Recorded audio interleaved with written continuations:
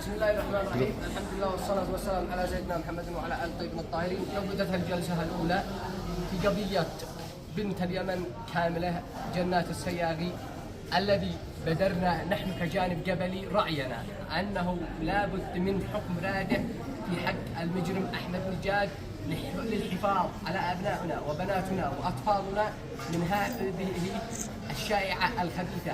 ونحن نؤكد ونشكر الجانب القضائي على عقد هذه الجلسة واستعجال الجلسات القادمة، وبإذن الله أنه سيتبهر قلوب الشعب اليمني حكم إن شاء الله جازم ونهائي، ما دام ونحن في تحت القيادة الثورية والقيادة الرئيس السياسي الأعلى، وسننتصر للحق بإذن الله. بالنسبة لقضية الأخت والطفلة جنات السياغي، أنا أكدت للمحامين الحاضرين بأننا مستعدين التكفل بهذه القضية وحضور أكبر مكتب محاماة في الجمهورية اليمنية على حسابي الخاص، سواء مكتب الخزانة أو مكتب الأنبري أو مكتب السماوي أو من تحتاجه من مكاتب المحاماة فلا مانع، فنحن متكفلين بمكتب المحاماة من الألف للياء حتى نجاح القضية والانتصار لمظلومية الطفلة جنات السياغي.